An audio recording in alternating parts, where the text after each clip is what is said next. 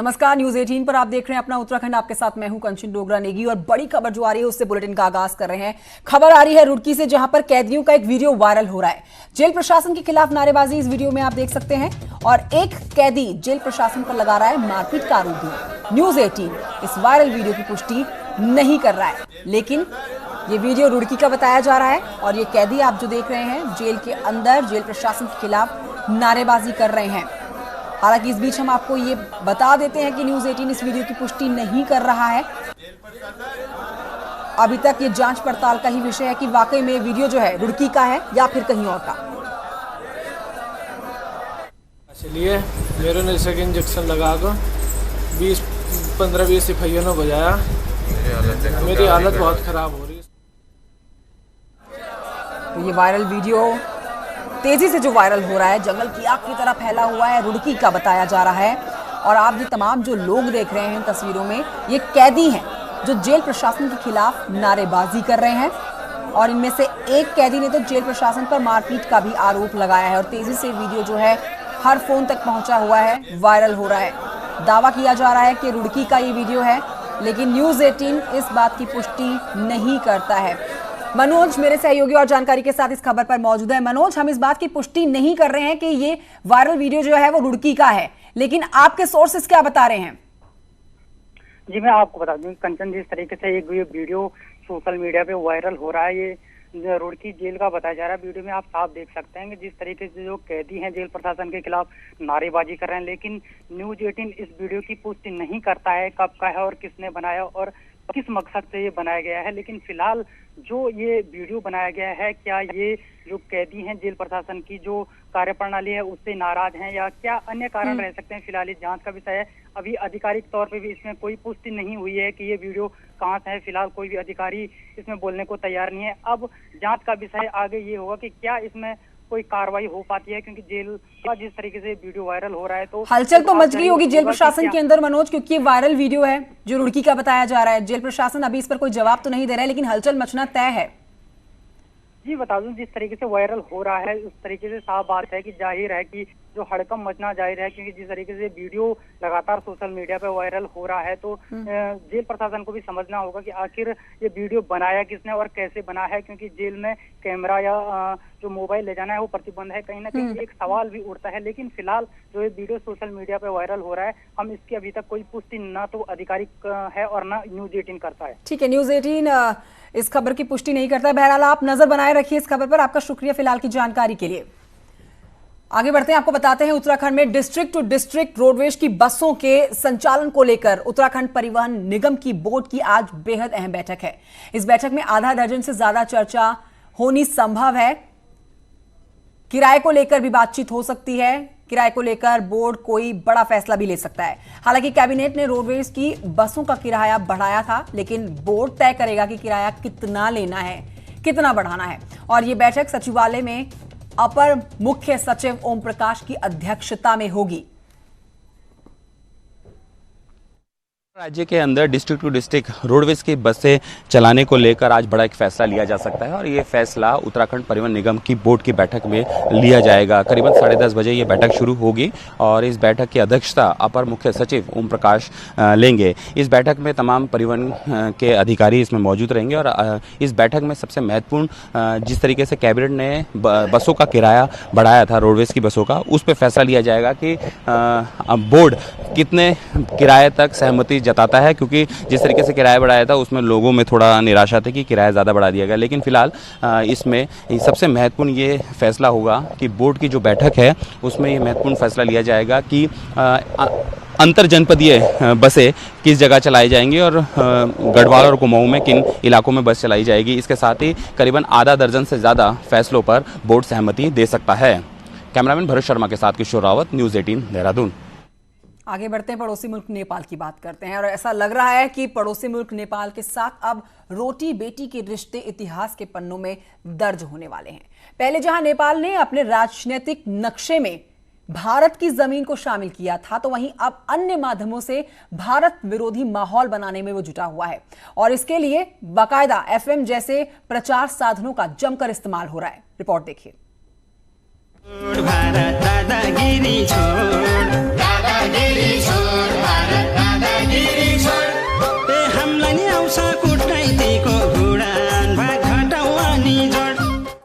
सपने में भी शायद ही किसी ने सोचा होगा कि नेपाल भारत के इस कदर खिलाफ खड़ा हो जाएगा। नए राजनीतिक नक्शे में पड़ोसी मुल्क पहले ही भारत के कालापानी, लिम्पियाधुरा और लिपुलेख को शामिल कर चुका है। अपने इस राजनीतिक फैसले को सही साबित करने के लिए अब गानों का सहारा लिया जा रहा है। भारत से सटे इलाकों में नेपाली एफएम रेडियो में भारत विरोधी गानों की इन दिनों बाढ़ आ गई है और ये एफएम भारतीय इलाकों तक भी पहुंच रहा है, जिससे भारतीयों की भावनाएं आहत हो रही हैं। तो हमारे सदियों पुराने संबंध नेपाल से हैं। हमारे भी कई साथी वहाँ पर रहते हैं। हम लोग एफएम रेडियो सुनते हैं। वहाँ के लोकगीत हमें प्रिय हैं, लेकिन पिछले कुछ दिनों से जिस तरह से हम सुनाई दे रहा है कि काला पानी हमारा है, लिम्पियाधुरा हमारा है, ये गाने उसमें बज रहे हैं, इसको लेके हमारी भावनाएं आहत हैं।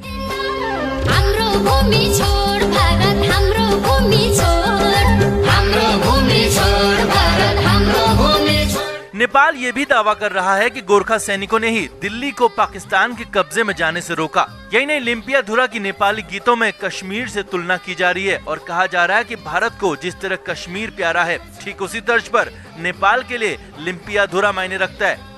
यही नहीं, फिल्म अभिनेत्री मनीषा कोइराला के ट्वीट के समर्थन में भी जमकर गाने गाए जा रहे हैं और भारत में अब तक इसकी कोई काट नहीं निकाली गई है। भारत पिथौरागढ़ में इतने लंबे समय से आकाशवाणी केंद्र है, इसको इसने अभी तक संचालित नहीं किया है। कम्युनिटी रेडियो को आप संचालित नहीं कर रहे हैं। कोई भी चीज़ आप उसको काउंटर करने के लिए संचालित नहीं कर रहे हैं। जो ये प्रोपेगेंडा नेपाल के एफएम या दूसरी खबरों से चल रहा है, उसको किसी न किसी स्तर पर रोका जाना चाहिए। नेपाल के साथ दशकों से भारत के घर जैसे रिश्ते थे, लेकिन फिलहाल अब हालात बदले हुए हैं।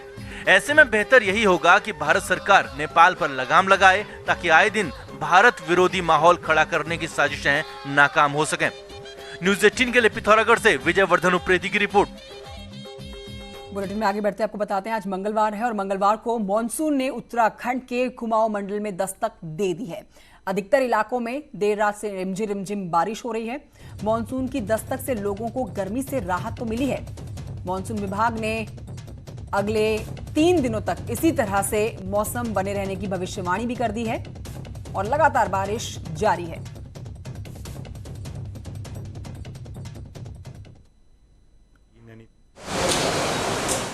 इन डिस्ट्रिक्ट्स में जो है 24 और 25 तारीख में खासकर देखें तो हैवी रेन्स इनमें भी कहीं कहीं पर। उत्तराखंड में मानसून ने दस्तक दे दी है। ऐसे में कुमाऊं के क्षेत्र में भी आज बारिश शुरू हो गई है। मौसम विभाग ने जिस तरीके का पूर्वानुमान लगाया था वो सच साबित हो रहा है। मौसम विभाग का पूर्वानुमान था कि मैदान से लेकर पहाड़ तक लगातार रिमझिम बारिश होती रहेगी और ये भीगी हुई सड़कें बता रही हैं कि किस तरीके की बारिश देर रात से हुई है और ये लगातार अभी भी हल्की रिमझिम बारिश, आप हालांकि कैमरे की निगाह से इसको देख नहीं पा रहे हैं क्योंकि बहुत ही हल्की हल्की बारिश हो रही है, लेकिन ये धरती को भिगाने के लिए काफ़ी है और लोगों को राहत देने के लिए भी काफ़ी है। मौसम विभाग का पूर्वानुमान है कि अगले 24, 25 और 26 जून को इसी तरीके का मौसम पूरे उत्तराखंड में बना रहेगा और विशेषकर कुमाऊं के जो पहाड़ी इलाके हैं वहां पर बारिश की भविष्यवाणी की गई है मौसम विभाग के द्वारा। तो बहरहाल इस बारिश से लोगों को खासी राहत मिल रही है। सुमित कुमार के साथ शैलेंद्र नेगी, न्यूज़ 18 हल्द्वानी।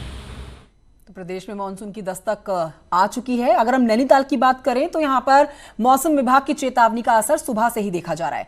नैनीताल में सुबह से ही मौसम खराब है, तेज बारिश हो रही है। मौसम में आए इस बड़े बदलाव से शहर भर में ठंडक लौट आई है। हालांकि तेज बारिश के चलते सरोवर नगरी में जनजीवन पूरी तरह से प्रभावित हो गया है।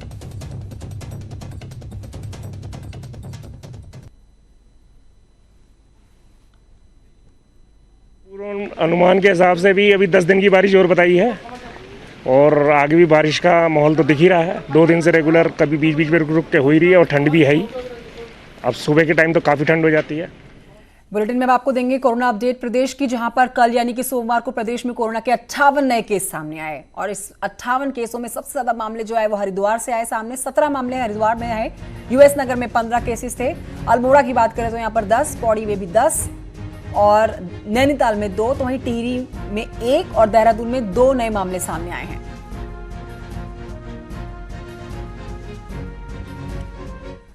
अब बेहद एक्सक्लूसिव आपको रिपोर्ट दिखाएंगे न्यूज़ 18 की, जिसमें बाजार में कोरोना से बचाव के लिए एंटीवायरस कार्ड बिकने लगे हैं। क्या है ये पूरा मामला, देखिए।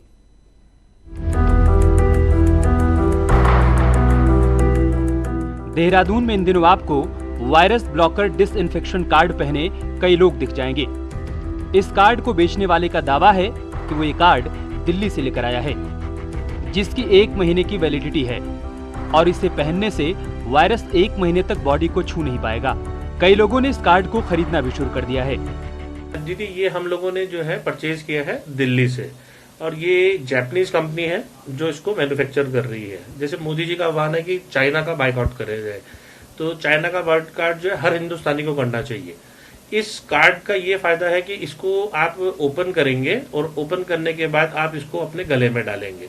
ये आपकी बॉडी के साथ टच नहीं होना चाहिए, आपके फैब्रिक के ऊपर रहना चाहिए, और इसका ये फायदा है कि आपके आसपास किसी भी तरह का कोई भी वायरस काम नहीं करेगा, वायरस से दूर रखेगा। एक्चुअली इसके अंदर जो हमें बताया गया या पढ़ा है कि ये अब जैसे कि कोई भी एयरविक वगैरह लेते हैं हम लोग गाड़ी में टांगे, तो अच्छा तो नहीं है लेकिन टांगा हुआ है, ठीक है।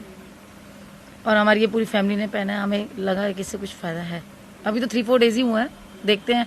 पूरा 1 महीने की वैलिडिटी है इसकी, तो देखते हैं महीने बाद कैसा रिस्पॉन्स आता है इसका। वहीं पुलिस का कहना है कि ऐसे किसी कार्ड की उन्हें कोई जानकारी नहीं है। एसटीएफ से मामले की जांच करवाएंगे, जबकि डीएम देहरादून का कहना है कि जब तक ऑथेंटिसिटी ना हो, लोग कोई भी कार्ड किसी से ना खरीदें। मैं आप सभी से ये अपील करना चाहूँगा कि जो चीज़ें ICAMR द्वारा या भारत सरकार के स्वास्थ्य मंत्रालय द्वारा वेरीफाइड है, उन्हीं चीज़ों पर भरोसा करें। और कोरोना से बचाव का सबसे सटीक और सबसे इम्पॉर्टेंट जिसको कहते हैं इफेक्टिव उपाय है कि आप सोशल डिस्टेंसिंग को मेंटेन करें, मास्क पहनें, और अगर ज़रूरत नहीं है तो अपने घर में ही रहें। इससे ज़्यादा प्रबल कोई और उपाय जो है इससे बचने का नहीं है। कोविड-19 की आड़ में लोग भले ही अपना धंधा चमका रहे हों, लेकिन WHO की साफ गाइडलाइंस है कि वायरस से बचाव सिर्फ सामाजिक दूरी ही कर सकती है। इसके अलावा कोई भी कार्ड आपको किसी भी वायरस से नहीं बचा पाएगा। न्यूज़ 18 के लिए देहरादून से भारती सकलानी की रिपोर्ट। Welcome back. अपना उत्तराखंड आप देख रहे हैं। बढ़ते हैं आगे और आपको खबर देते हैं विकासनगर की, जहां पर जूते और चप्पलों की दुकान में देर रात 1:30 बजे आग लग जाती है और देखते ही देखते आग दोनों फ्लोर्स को अपनी चपेट में ले लेती है। आपके सामने तस्वीरें, दुकान को पूरी तरह से चपेट में ले चुकी है ये आग। सूचना मिलते ही मौके पर पहुंची दमकल कर्मियों की टीम, जिसने 2 घंटे मेहनत करी और उसके बाद इस आग पर काबू पाया। रात की तस्वीरें 1:30 बजे की और सुबह की तस्वीरें जब आग पर काबू पा लिया गया, दोनों ही आप देख रहे हैं। पूरी तरह से जो दुकान है जल चुकी है, लाखों के नुकसान की खबर है, लाखों का जो सामान है वो जलकर खाक हो चुका है। आग लगने का कारण शॉर्ट सर्किट बताया जा रहा है। खबर आपको दे दें, जहां पर उत्तराखंड का लाल सीमा पर शहीद हुआ है। चमोली से खबर, जहां पर कर्णप्रयाग निवासी सुरेंद्र नेगी शहीद हुए हैं। 8वीं गढ़वाल राइफल्स के जवान कश्मीर के पुंछ सेक्टर में शहीद हुए। सीएम त्रिवेंद्र सिंह रावत ने कहा कि सरकार शहीद परिवार के साथ खड़ी है। उत्तराखंड में 1000 मीटर से अधिक की ऊंचाई के चीड़ के पेड़ों को पाटन की सरकार की मंशा को झटका लगा है। करीब 2 साल तक फॉरेस्ट रिसर्च इंस्टीट्यूट द्वारा चीड़ वनों पर की गई स्टडी के बाद भेजे गए प्रस्ताव को केंद्र सरकार ने वापस लिया। केंद्र सरकार कह रही है कि पहले यह सुनिश्चित कर लिया जाए कि चीड़ के वन स्थानीय स्तर पर पर्यावरण को कितना नुकसान पहुंचा रहे हैं, तो वहीं चीड़ के जंगलों को ग्राउंड वाटर पर क्या इफेक्ट पड़ता हुआ देखा जा रहा है। मंत्री हरक सिंह रावत कह रहे हैं कि सरकार पूरी स्टडी के बाद एक बार फिर से केंद्र को एक प्रस्ताव भेजने के साथ ही इस मामले को सुप्रीम कोर्ट में भी लेकर जाएगी। खराब हो रही है फॉरेस्ट हेल्थ जो है इस मामले को लेकर के, तो आने वाले समय में ये बैन हट सकता है। अगर ये बैन हटता है तो डेफिनेटली इसका जो है एक तरह से हमारी साइंटिफिक फॉरेस्ट्री फिर से शुरू होगी, जो बड़ा इंपॉर्टेंट है, और हमारे फॉरेस्ट की जो हेल्थ है वो इम्प्रूव होगी।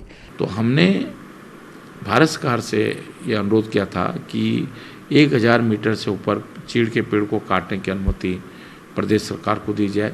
जिस तरह FRI की रिपोर्ट के आधार पर हिमाचल को पायलट प्रोजेक्ट रूप में इन्होंने अनुमति दी, उसी तरह हमको भी अनुमति दी जाए। लेकिन भारत सरकार ने भी 9 तारीख को वीडियो कॉन्फ्रेंस में कहा है कि हम इसको एग्जामिन कर रहे हैं। खबर अल्मोड़ा से, जहां पर कोरोना संक्रमण के कारण पिछले 3 महीने से विकास कार्य पूरी तरह से ठप हो गया है, लेकिन अब निर्माण कार्यों में तेजी लाने के लिए डीएम ने सभी निर्माण विभागों को तेजी लाने के निर्देश जारी कर दिए हैं। इसी के साथ अन्य राज्यों या फिर जिलों से आने वाले मजदूरों को भी निर्माण स्थल पर ही क्वारंटीन की व्यवस्था करने को कहा गया है। जितने भी चालू योजनाएं हैं उनके लिए भी हमने कुछ धन का प्रावधान किया है ताकि ये योजनाएं धन अभाव में ना रुकें। इसके अलावा कोशिश ये की जा रही है कि कंस्ट्रक्शन एक्टिविटी को पूरा बूस्ट किया जाए। तो इंजीनियरों से हमारा सारा डिस्कशन भी हुआ और लेबर के संबंध में जो दिक्कतें आ रही हैं उनको भी दूर करने के प्रयास किए जा रहे हैं। काशीपुर आपको लिए चलते हैं, जहां पर जसपुर तहसील क्षेत्र के 19 गांवों को काशीपुर तहसील में शामिल होने के बाद लोगों की 1.5 दशक पुरानी मांग पूरी हो गई है। अब इसके चलते ग्रामीणों ने काशीपुर विधायक का आभार जताया। आपको बताएं कि जसपुर तहसील के भरतपुर न्याय पंचायत के ग्रामीणों की मांग थी कि उन्हें जसपुर तहसील से हटाकर काशीपुर तहसील में शामिल किया जाए, जिसके बाद प्रदेश सरकार द्वारा 2003 के बाद गठित जसपुर तहसील के 19 गांवों को काशीपुर तहसील में शामिल किया गया। अब सरकार द्वारा लिए गए इस फैसले का ग्रामीणों ने स्वागत किया।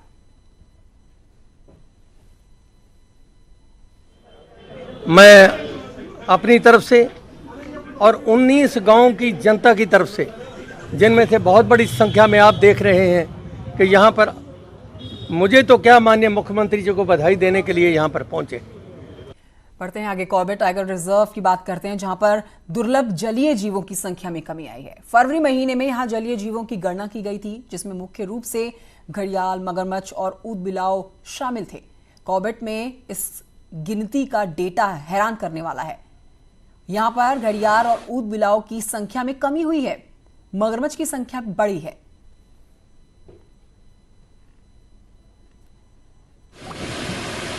संख्या में तो बढ़ोतरी हुई है, परंतु जो घड़ियाल हैं और ऑटर्स हैं उनमें नंबर्स कुछ कम साइटिंग हुई है। हो सकता है कि जिस दौरान ये गणना का कार्य किया गया था उन दौरान काफ़ी बारिश हुई है और जिसके कारण बारिश में कई जगह पे इन एक्वेटिक एनिमल्स की साइटिंग कम हो पाई है। तो इस डेटा को चीफ वाइल्ड वार्डन महोदय को भेजा जा रहा है, फिर उसको एनालिसिस के बाद जैसे ही उसमें निर्देश प्राप्त होंगे उसके अनुसार कार्रवाई की। और अब बुलेटिन में बात होगी अल्मोड़ा जिले की, जहां पर 2 ट्रूनेट मशीनें मिल गई हैं। अब इससे कोरोना संक्रमितों की जांच हो सकेगी तेजी से। कोविड अस्पताल में इस मशीन से रोजाना 20 सैंपलों की जांच की जा सकती है। मशीन मिलने के बाद डीएम ने कहा कि इससे जांच में गति मिलेगी। मैं ये बताना चाहूँगा कि शासन द्वारा 2 ट्रूनेट मशीन्स अल्मोड़ा जनपद को उपलब्ध कराई गई हैं और इनमें हम लोगों ने पर्सनल को ट्रेन करा लिया है। तो अब हम लोग यहाँ पे लगभग 20 टेस्ट रोज कर पाएंगे। उसके लिए हम लोग आज से शुरुआत करेंगे। देहरादून की खबर, जहां पर थाना पटेल नगर के बहुचर्चित दौलत राम ट्रस्ट की 700 बीघा बेशकीमती भूमि घोटाले में जांच पड़ताल अब तेज हो गई है। उत्तराखंड शासन द्वारा देहरादून डीआईजी के नेतृत्व में गठित की गई एसआईटी की टीम इस घोटाले से जुड़े हुए अहम दस्तावेजों को हासिल करने के लिए बहुत जल्दी राजधानी दिल्ली रवाना होगी और इसके बाद ही फर्जी तरीके से रजिस्ट्री करने वाले राजस्व विभाग से दस्तावेजों और खरीदने वाले लोगों की जांच की जा रही है। डीआईजी अरुण मोहन जोशी कह रहे हैं कि मामला काफी पुराना है, ऐसे में कई दस्तावेज जुटाने में समस्या आ रही है। कुछ रजिस्ट्रीज हुई हैं, कुछ म्यूटेशन हुए हैं, तो कुछ डॉक्यूमेंट्स जो हैं वो हमको रेवेन्यू डिपार्टमेंट से मिलने हैं, कुछ रजिस्ट्रार ऑफिस से मिलने हैं। इसके अलावा जो ट्रस्ट है उससे रिलेटेड जो डॉक्यूमेंट्स हैं वो कलेक्ट करने के लिए हो सकता है हम लोग को दिल्ली में कुछ डिपार्टमेंट से कोऑर्डिनेट करना पड़े। इसके अलावा जो भी बैंक ट्रांजेक्शन्स इसके हुए हैं उसको हम लोग खंगाल रहे हैं, उसके बारे में जानकारी ले रहे हैं कि ट्रस्ट में क्या क्या बैंक ट्रांजेक्शन्स हुए हैं। तो काफ़ी लंबा मामला है। प्रदेश सरकार की संतों के साथ रविवार को हुई बैठक के बाद अब साफ हो चुका है कि कुंभ मेला 2021 में ही आयोजित किया जाएगा। कुंभ से जुड़ी हुई बड़ी अपडेट, 2021 को भव्य और दिव्य बनाने के लिए प्रदेश सरकार पूरी तरह से तैयार और इस पर कुंभ मेलाधिकारी दीपक रावत बता रहे हैं कि कांवड़ मेले के कार्य चालू है। हालांकि लॉकडाउन के कारण कुछ कार्यों के पूर्ण होने के समय में कुछ बदलाव जरूर हुआ है, लेकिन 15 नवंबर 2020 तक सभी स्थायी कार्य पूरे कर लिए जाएंगे। और इसी खबर के साथ अपना उत्तराखंड में इतना ही। एक छोटे से ब्रेक के लिए यहां पर रुक रहे हैं, ब्रेक के उस पार भी खबर लगातार जारी है।